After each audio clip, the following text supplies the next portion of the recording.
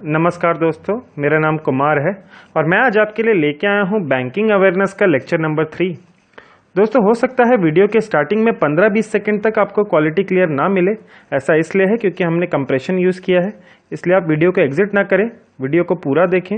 आपको कुछ ना कुछ नया सीखने को ज़रूर मिलेगा। दोस्तों, आज का लेक्चर काफ़ी इंपॉर्टेंट है क्योंकि हम RTGS, NEFT और आपका अलग अलग फंड ट्रांसफ़र सिस्टम्स जो हैं, इलेक्ट्रॉनिक फंड ट्रांसफ़र जो हैं होते हैं ऑल ओवर दी वर्ल्ड, हम उसके बारे में पढ़ेंगे। स्विफ्ट के बारे में पढ़ेंगे। स्विफ्ट काफ़ी इंपॉर्टेंट है, कई एग्जाम्स में मैंने देखा है। NEFT और RTGS तो आते ही हैं।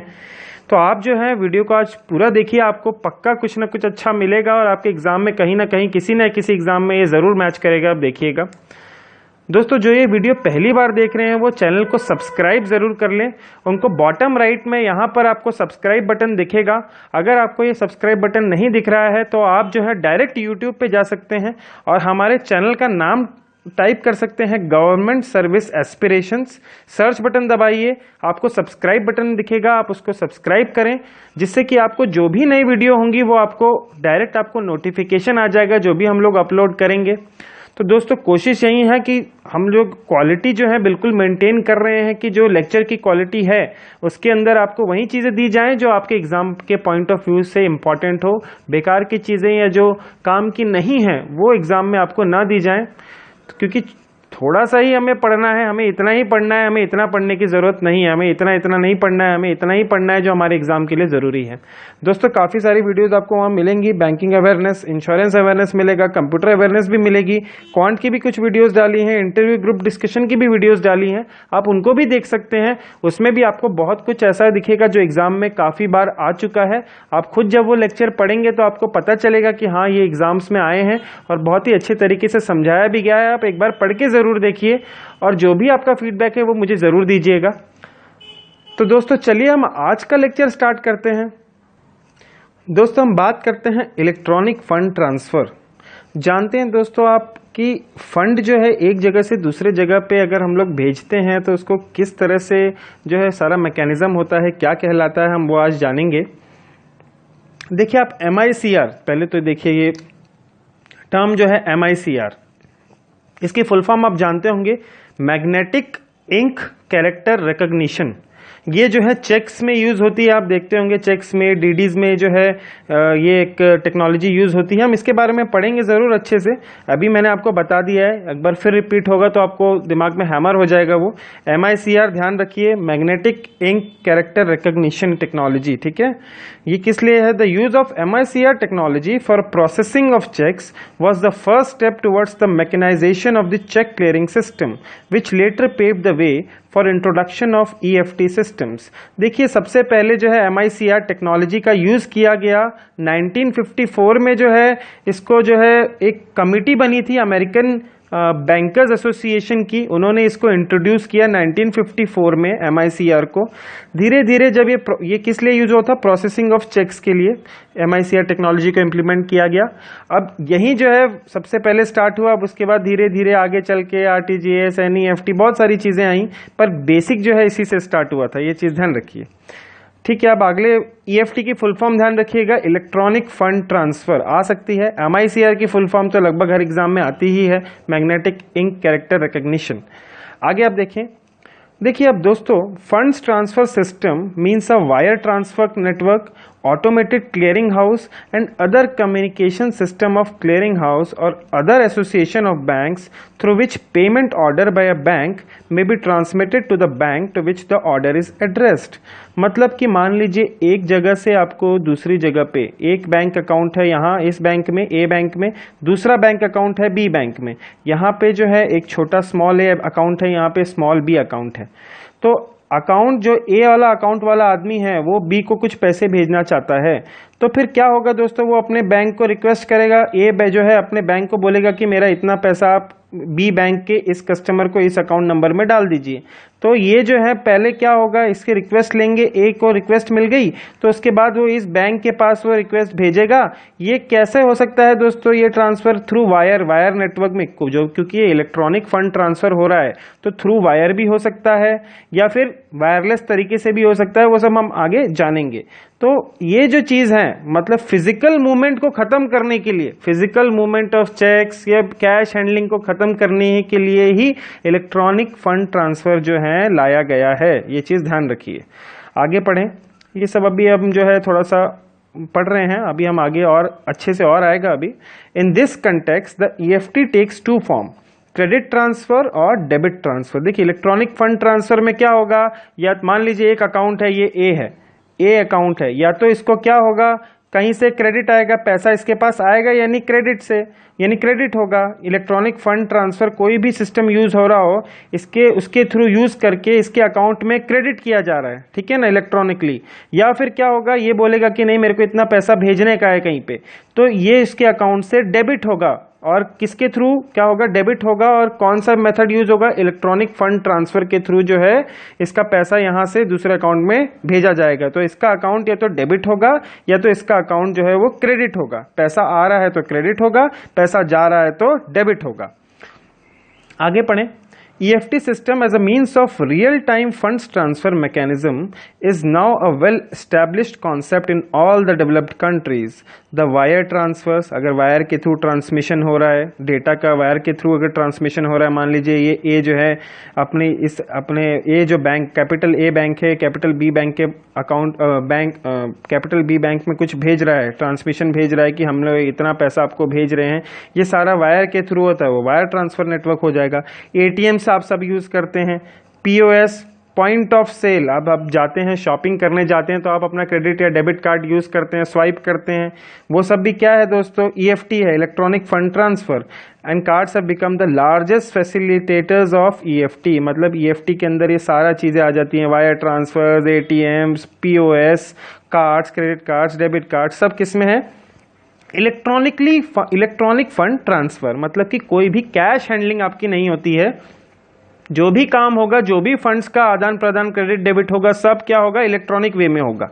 Real time gross settlement system, दोस्तों बहुत इंपॉर्टेंट है, real time gross settlement, RTGS की फुल फॉर्म आती है एग्जाम में, RTGS, real time gross settlement and cheque truncation system is a landmark in the field of EFT system in India. मतलब India के अंदर real time gross settlement, NEFT, cheque truncation, ये जो है काफी लैंडमार्क है इसमें, in the field of EFT system, ठीक है, इंडिया के अंदर। चेक ट्रंकेशन के हम बारे में पढ़ेंगे, CTS 2010 और ये सब हम लेंगे, अच्छे से मैं लूंगा उसको। आज हम लोग NEFT, RTGS और इसके बारे में पढ़ेंगे, CTS में अलग से ले लूंगा। तो चलिए दोस्तों हम आगे बढ़ते हैं। चलिए हम लोग पहले EFT के बारे में पढ़ते हैं। स्विफ्ट, SWIFT, दोस्तों ये एग्जाम में काफी आया हुआ है, इसकी फुल फॉर्म खासकर आती है कि क्या है इसकी फुल फॉर्म बताइए। तो देखिए, S फॉर सोसाइटी, देखिए पूरा पहले बताता हूं, society for world wide inter bank financial telecommunications, ध्यान रखिए, society for world wide inter bank financial telecommunication, इसी को स्विफ्ट कहा जाता है। दोस्तों आप जानते हैं इट वाज फाउंडेड इन 1973। देखिए क्या हुआ, स्विफ्ट का जो है कब इसको खोला गया दोस्तों, 1973 में खोला गया। क्या हुआ था, 15 कंट्रीज ने मिलके, 15 कंट्रीज के कुल मिलाकर 15 कंट्रीज के 239 बैंक्स ने मिलकर एक जो है सोसाइटी बनाई 1973 में, जिसका नाम रखा गया Swift, society for world wide inter bank financial telecommunications, with an objective of creating a unified international transaction processing and transmission system to meet the ever growing telecommunication requirement of the banking industry। दोस्तों ये किस लिए किया गया, जो international level पे, मान लीजिए ये इंडिया है, इंडिया के अंदर ही अगर जो बैंक्स के अंदर ट्रांसफर हो रहा है एक बैंक से दूसरे बैंक में, ये क्या है, डोमेस्टिक ट्रांजैक्शंस है।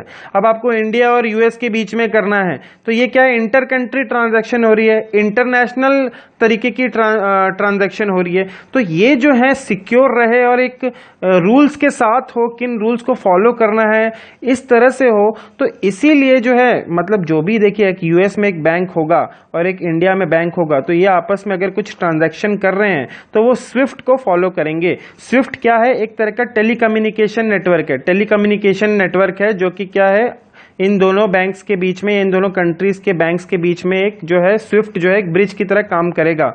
दोनों ही के दोनों क्या करेंगे, स्विफ्ट को यूज करेंगे for international transactions. Domestic transactions के लिए यूएस अपने उसमें स्विफ्ट यूज नहीं करेगा, इंडिया अपने अंदर के ट्रांजैक्शन के लिए स्विफ्ट यूज नहीं करेगा।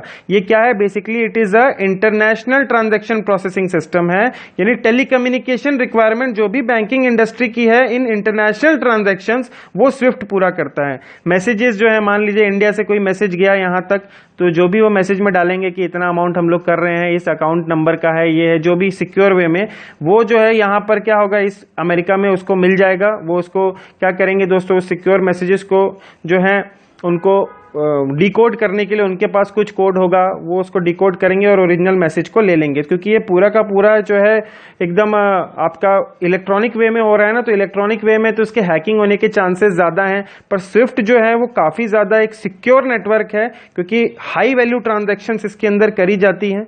तो ये चीज ध्यान रखिएगा, जो भी इंटरनेशनल ट्रांजैक्शंस होती हैं वो उसके लिए हम लोग स्विफ्ट यूज करते हैं इंडिया में।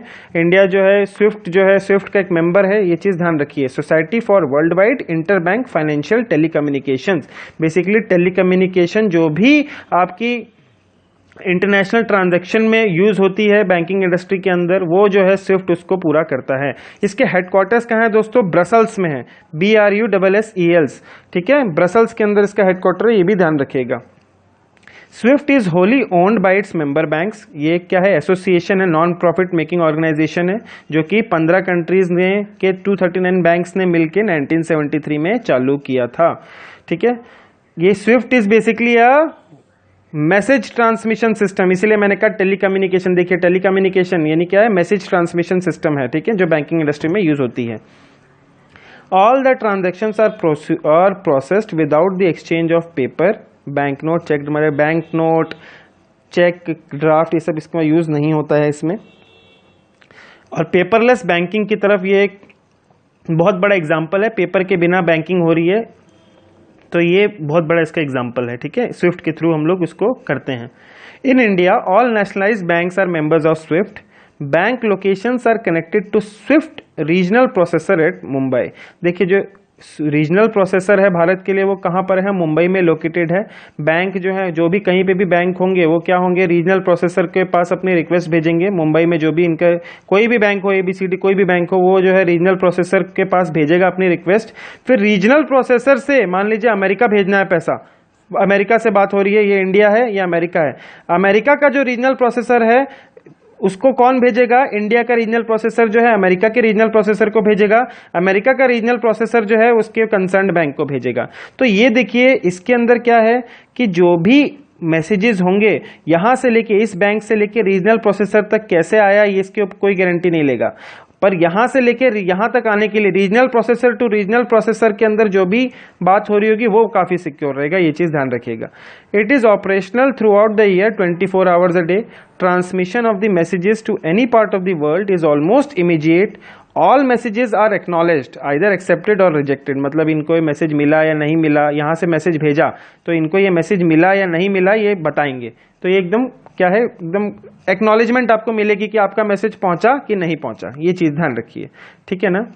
रिस्पॉन्सिबिलिटी स्विफ्ट की क्या है, सिक्योरिटी ऑफ डेटा मैसेजेस की है बिटवीन रीजनल प्रोसेसर्स। ठीक है, it does not assume any responsibility of the messages between regional processor and the banks. मतलब कि यहाँ के रीजनल से लेके यहाँ तक के बैंक तक की कोई रिस्पॉन्सिबिलिटी स्विफ्ट की नहीं है, ना ही यहाँ से लेके यहाँ तक की कोई रिस्पॉन्सिबिलिटी है स्विफ्ट की। स्विफ्ट की रिस्पॉन्सिबिलिटी कहाँ है, regional processor to regional processor of this. ठीक है, ये चीज ध्यान रखिएगा। तो दोस्तों इंपॉर्टेंट चीज इसमें आपको क्या रखनी है, स्विफ्ट की डेफिनेशन याद रखनी है दोस्तों। उसके अलावा आपको क्या याद रखनी है, स्विफ्ट के हेडक्वार्टर्स कहाँ है, कब इसकी जो है एस्टेब्लिशमेंट हुआ था और किस लिए यूज होता है। टेलीकम्युनिकेशन जो बैंकिंग इंडस्ट्री में यूज होता है इन इंटरनेशनल ट्रांजैक्शंस, वो उसके लिए उसको हम यूज करते हैं। चलिए आगे बढ़ते हैं दोस्तों। चलिए दोस्तों अब एक दो जो और भी वर्ल्ड में थोड़े से यूज होते हैं। स्विफ्ट हमने जान लिया, स्विफ्ट इंपॉर्टेंट था। ये दो तीन आपको मैं और बता देता हूं, चिप्स, चैप्स और chats. CHIPS chips, CHAPS chaps और CHATS चैट्स। देखिए क्या है इसकी फुल फॉर्म देख लीजिए। ये कुछ क्लियरिंग सिस्टम्स हैं जो वर्ल्ड ओवर चलते हैं। वर्ल्ड ओवर मतलब कहाँ कहाँ किस कंट्री के हैं। देखिए जैसे चिप्स, क्लियरिंग हाउस, जैसे हमारा RTGS और NEFT है, उसी तरह अगर हम USA की बात करें clearing house inter bank payment system, ये कहाँ ऑपरेट होता है? यूएस में। This system allows direct fund transfer facilities in US, यानी चिप्स कहाँ होता है? यूएसए में। Chaps clearing house automated payment system, ये कहाँ? यूके में, ठीक है। Chats CHATS clearing house automated transfer system, ये कहाँ होता है दोस्तों? हांगकांग में। ये तीन याद रख लीजिए, आएगा एग्जाम में तो अच्छा है। और आगे जानते हैं, ये थोड़ा सा मैंने ले लिया चिप्स, चैट्स और चैप्स। उसके बाद थोड़ा और देखिए, 2 level fund transfer system. 2 level fund transfer system में कौन कौन से आते हैं? पहले फेड वायर आता है।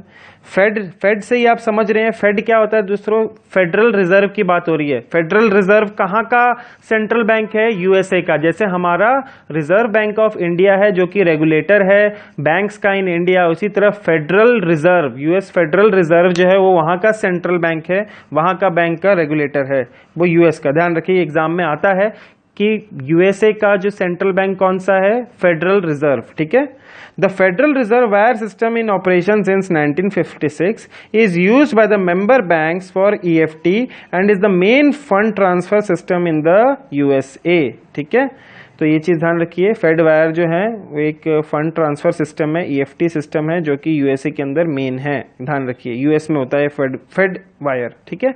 आगे पढ़ते हैं दोस्तों। एक चीज ध्यान रखिएगा, फेड वायर जो है ना, ये बेसिकली गवर्नमेंट अपने फंड्स को मूव करने के लिए यूज करती है यूएस के अंदर। ज्यादातर गवर्नमेंट ट्रांजैक्शंस के लिए जो है वो फेड वायर का यूज होता है, इसलिए देख रहे हैं आप FED, फेडरल रिजर्व वाला, ठीक है ना। तो जो भी गवर्नमेंट सिक्योरिटीज का ट्रांजैक्शन हो गया या मतलब उनके सेंट्रल बैंक का किसी बैंक के साथ ट्रांजैक्शन हो गया, वो सब किससे होता है? जो भी गवर्नमेंट से रिलेटेड है वो सब फेड वायर के थ्रू करते हैं वो लोग, ठीक है, यूएस के अंदर।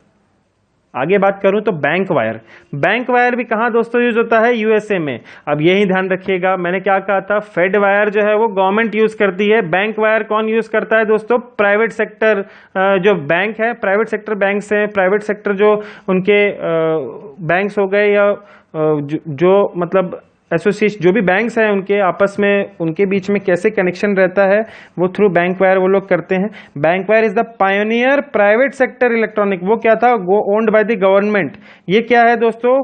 प्राइवेट सेक्टर है वाला, प्राइवेट सेक्टर इसको ओन करता है। It is the pioneer private sector electronic telecommunication network owned by an association of banks in the USA and used to transfer messages between the subscribing bank.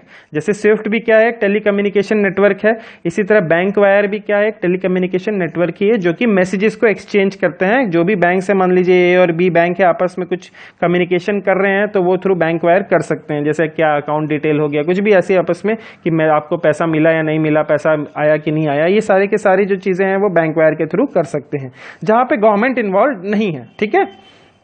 तो दोनों ही bank wire और fade wire दोनों ही कहां के हैं? US के हैं, ध्यान रखिएगा।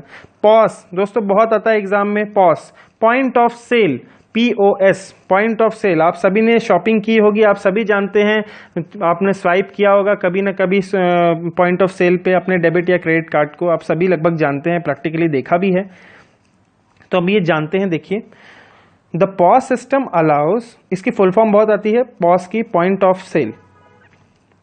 The POS system allows payment to be made at the point of sales by the way of EFT। मतलब पॉस सिस्टम से क्या होता है?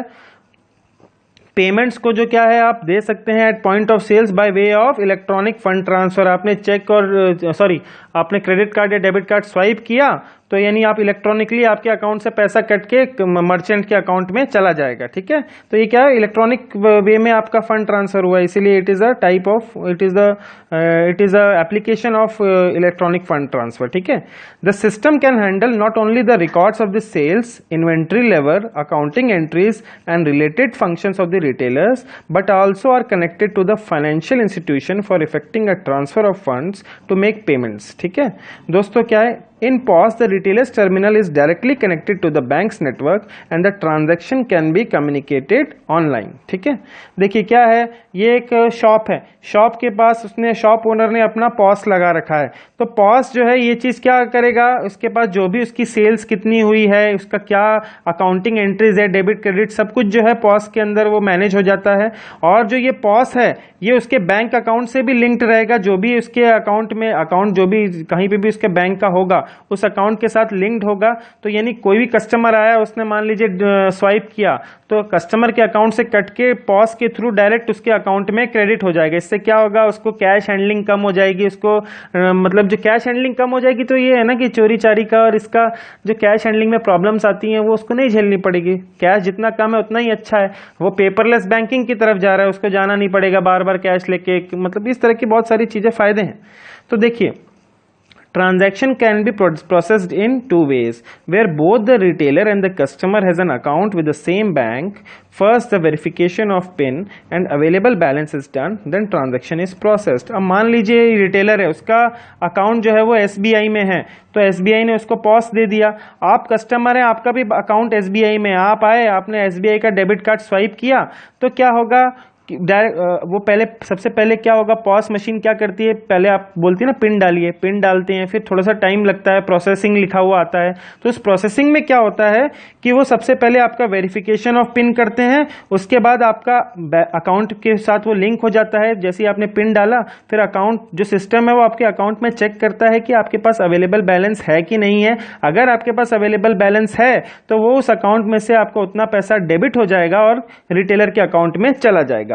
अगर आपका मान लीजिए ये रिटेलर का अकाउंट SBI में है, आपका जो है UBI Union Bank of India में है मान लीजिए, तो क्या होगा, सबसे पहले when different financial institutions share the POS network, the transaction first travels to a switching centre. एक स्विचिंग सेंटर होता है। सबसे पहले क्या होगा, जैसे ही आपने इसको स्वाइप किया तो पॉस जो है सबसे पहले एक स्विचिंग सेंटर पे जाएगा। स्विचिंग सेंटर देखेगा कि अच्छा ये दूसरे बैंक का अकाउंट है, तो ये स्विचिंग सेंटर जो है वो आपके UBI के साथ उसको कनेक्ट कर देगा, ताकि आप फिर मतलब सब कुछ सेम है, बस इसके अंदर एक स्विचिंग सेंटर आ जाएगा। अगर डिफरेंट बैंक अगर होगा तो, अगर आपका और रिटेलर का बैंक अलग अलग है तो एक स्विचिंग सेंटर बीच में आ जाएगा, जो कि क्या करेगा, स्विच कर देगा फ्रॉम आपका जो अकाउंट को, जो भी आपके अकाउंट की डिटेल्स होंगी, आई मीन जो भी आपका बैंक अकाउंट का रहेगा वो स्विचिंग सेंटर के पास रहेगा। स्विचिंग सेंटर जो है बहुत सिक्योर होता है, वो आपके जो है बैंक की तरफ, बैंक अकाउंट की तरफ उसको जोड़ देगा पॉस को। ठीक है, ये चीज ध्यान रखिएगा। आगे बढ़ते हैं दोस्तों। EFT facilitates quick movement of funds through electronic media. EFT mechanism involving interbank fund settlement at the national level has come up as an aftermath of the recommendations of the SARAF Committee on Technology Issues in the Payment and Settlement constituted by the RBI in 1994. दोस्तों, मैंने आपको क्या बताया, Swift किस लिए use होता है, international transactions के लिए। तो ये डोमेस्टिक ट्रांजैक्शंस के अंदर भी, मतलब मान लीजिए इंडिया के अंदर ही जो बैंक्स हैं उसके आपस में जो अगर अकाउंट होल्डर्स को आपस में जो है ट्रांसफर करना है through electronic fund transfer use करके, तो उसके लिए जो है एक कमेटी सबसे पहले बनाई गई कब, 1994 में by the reserve Bank of India, जिसको नाम दिया गया था सरफ कमेटी, क्योंकि उसके चेयरमैन मिस्टर सरफ थे। तो उन्होंने क्या किया, पेमेंट एंड सेटलमेंट सिस्टम के ऊपर जो है कमेटी बनाई RBI ने, सरफ कमेटी, और उसको कब, 1994 में। तो उसने, सरफ कमेटी ने सजेस्ट किया कि जितने भी हाई वैल्यू फंड्स हैं उनको जो है हर एक, क्या कीजिए आप, बैंक एक टाइम दे दिया गया, मान लीजिए सपोज 10 से लेके 2 बज रहे हैं, सुबह 10 बजे से लेके दिन के 2 बजे तक। तो ये बोला गया कि 10 के बीच के 2 के बीच में बैंक के पास जो भी हाई वैल्यू फंड ट्रांसफर आए, जो भी फंड ट्रांसफर आए, आप उसको जो है 10 से लेके 2 तक में पूरा कलेक्ट कर लो। फिर एक साथ जो है ये पूरा बैच जो बन गया, मान लीजिए 10 से लेके 2 के बीच में आपके पास 10 कस्टमर है, उन्होंने बोला कि मुझे NEFT करना है, तो आप क्या काम करो कि ये 10 के 10 कस्टमर्स को एक साथ पूरा 10 से लेके 2 बजे तक आपने पूरा देख लिया। अब 2 बजे आप रिजर्व बैंक के पास भेज दो, इस तरह से। मतलब क्या है, डेफर्ड नेट सेटलमेंट, मतलब थोड़ा सा डेफर कर दिया टाइम को। जो 10 बजे आया है उसको 2 बजे आपने भेजा, आपने एकदम उसी टाइम नहीं भेजा, एक बैचेज में भेजा। तो यही उसने सजेस्ट किया कि क्या करो आप, जो भी हाई वैल्यू, जो भी आपके high value institutional fund transfer हैं, शुड बी बैच्ड, मतलब बैच में यूज करना चाहिए every hour, suppose every hour बोल रहा है, ठीक है। तो RBI जो है, और ये सारा का सारा बैच कहाँ जाता है, RBI के पास। क्यों, RBI acts as a service provider as well as the system regulator. मतलब जो है NEFT RTGS के लिए जो RBI है, it is a service provider as well as the system regulator. ठीक है, ये चीज ध्यान रखिएगा।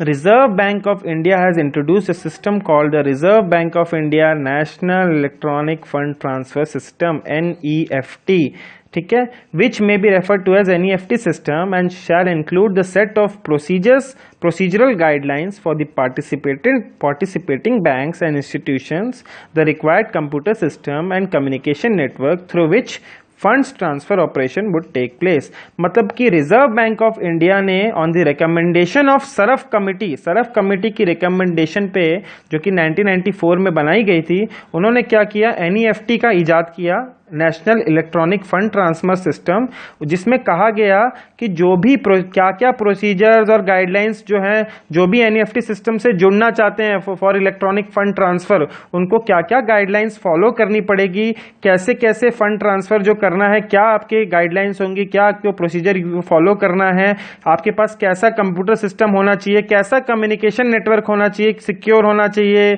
क्योंकि आप फाइनेंशियल ट्रांजैक्शन की बात कर रहे हैं तो आपका नेटवर्क सिक्योर होना चाहिए, ये चीज ध्यान रखिए। तो ठीक है ना, ये चीज RBI ने जो है गाइडलाइंस निकाली क्या, NEFT के लिए। अगला आप पढ़ें, to facilitate quick transfer of NEFT messages it is essential that only network branches of banks are part of the systems.